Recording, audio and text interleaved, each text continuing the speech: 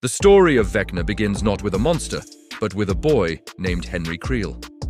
Born in the 1940s, Henry was a child of unsettling complexity, whose mind moved far beyond the predictable concerns of his peers. He possessed an extraordinary and terrifying gift, a profound connection to the minds of others, and the raw, kinetic power to manipulate the physical world. Henry was profoundly misanthropic. He viewed ordinary humanity, with its trivial struggles and self-imposed rules, as a disease, a festering infestation upon the perfect order of nature.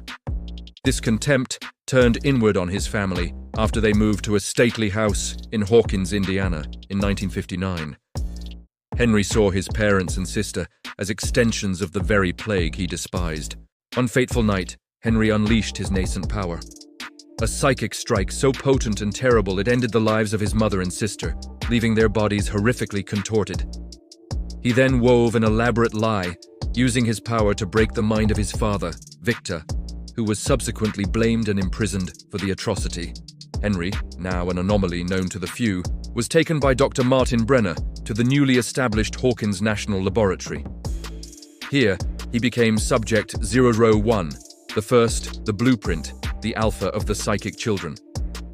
Recognizing the danger of his immense, uncontrollable power, Brenner suppressed it with a device implanted in the boy's neck. For decades, Henry was effectively neutralized, working within the lab as a seemingly harmless orderly. But the evil was only dormant.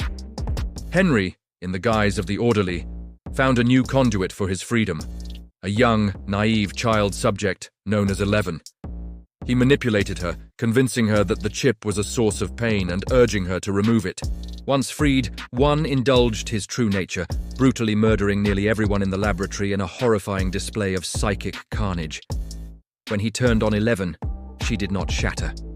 Instead, she found the depth of her own power, pushing back against one's evil. With a force that ripped a hole through the fabric of reality, 11 banished him. One did not die. He was cast into the unknown.